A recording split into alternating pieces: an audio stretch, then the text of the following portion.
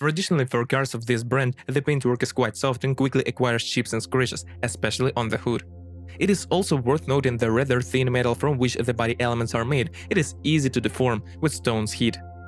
Over time, traces of rust appear on the body, usually in places of paint chips, the inside of the hood, under the seal, the exhaust system and suspension elements, but in most cases, this is only a cosmetic flaws that does not lead to serious consequences.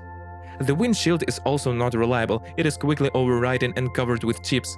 Meeting with the pebble from under the wheels of another car for glass often turns into cracks. The protective plastic of the optics has a similar problem, it is overridden, cloudy, the inner side of the ceiling is melted.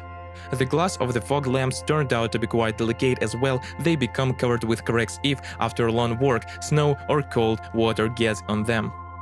Of the operational shortcomings, most often the owners note the rapid contamination of the glass of the fifth door and the even dirty thresholds, and due to the high landing, the pants. The Subaru XV, intended for the CIS countries, was equipped with two petrol boxer 4s with a volume of 1.6 FB16B and 2.0 liters FB20B, delivering 114 and 150 horsepower, respectively. For the European market, a 147 horsepower 2.0-liter diesel turbo engine EE20Z was available. A reliable metal chain works in the timing drive of gasoline engines, the service life of which exceeds 200,000 kilometers. Subaru XV engines are quite reliable, but certain problems may appear with age. One of the main troubles of a 2-liter engine is an increased oil appetite. So, for example, for cars with a mileage of more than 100,000 km, oil consumption can be about 1.5 liters per 10,000 km of distance traveled. The culprits of the oil burner are oil scrap rings, coking, or the presence of a defect in the cylinder block. And if in the first case the problem can be temporarily eliminated by decarbonization, it helps for a short time and they will have to be changed in the future, then in the second you will have to fork out to replace the short block, cylinder block. In 2014, the manufacturer finalized the unit, after which the disease began to occur less frequently. Another problem of the FB series engines is the increased noise of operation, cheering. The chain tensioner is often to blame for the presence of extraneous sounds during the start of a cold engine, it does not completely select the slack. But with loud operation of a warm unit, you should check the AVCS valve, active valve control systems, and compression, piston rings wear out. At high mileage, the timing chain may also be the culprit.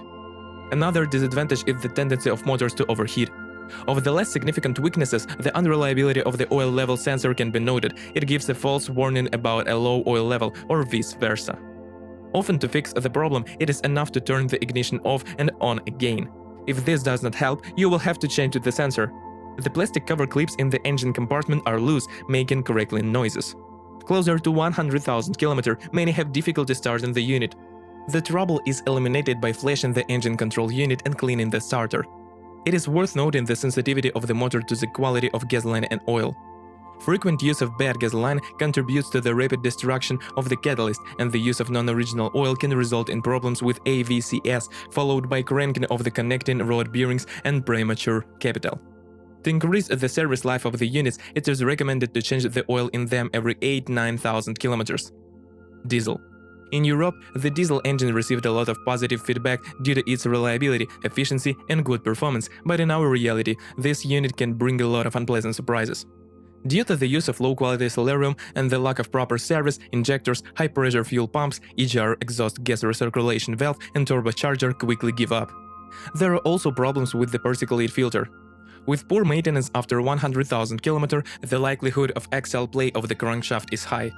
Another trouble that can befall this engine is the appearance of deformation of the piston head in the first and third cylinders. Among other failures, it is worth noting the high cost and complexity of maintenance and repair. For a series of manipulations, it is necessary to remove the power unit.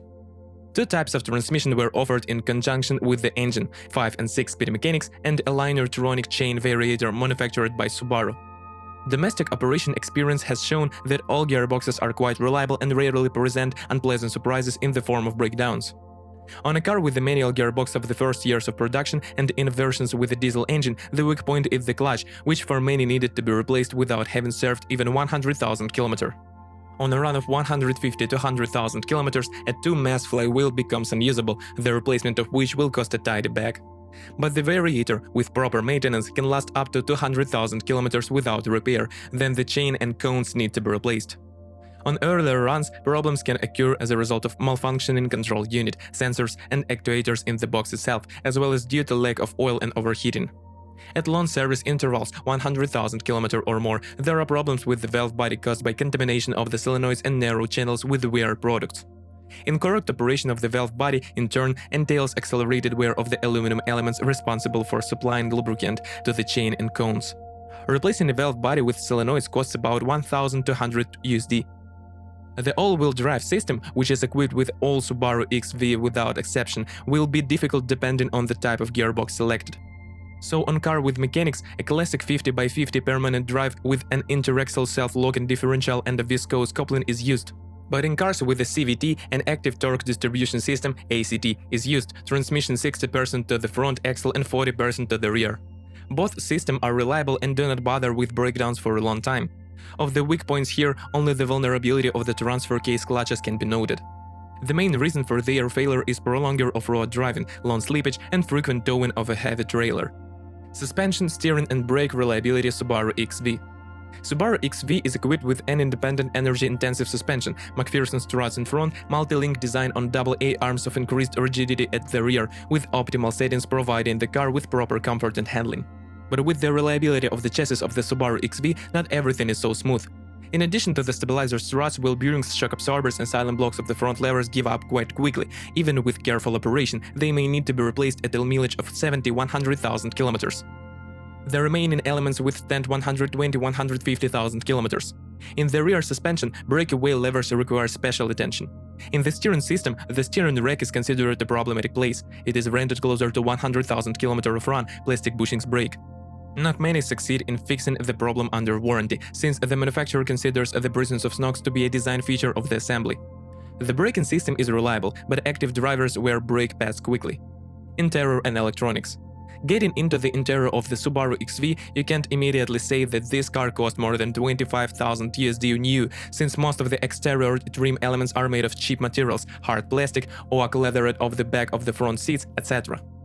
Of the other disadvantages of the cabin, owners most often note the absence of eyeglasses, a short armrest, weak airflow around the edges of the windshield, poor sound insulation, explosive plastic of decorative elements, and creaking of the front seat frame, treated by installing special spacers in the frame. The owner of some instances faced such a problem as delamination of the steering wheel braid and the destruction of the foam rubber on the seat cushion. From electrical equipment, attention may be required by the air conditioning compressor, stops blowing cold air, and the heater motor. It starts to work noisily. The disease is eliminated by lubrication. Subaru XV is a versatile and practical car designed for those motorists whose family life has not yet extinguished the twinkle in their eyes and thirst for adventure. As for the reliability of this model, despite the considerable number of positive minor troubles, significant breakdowns are extremely rare, many shortcomings. If you are the owner of this car model, please describe the problems that you had to face during the operation of the car. Perhaps it is your review that will help readers of our site when choosing a car.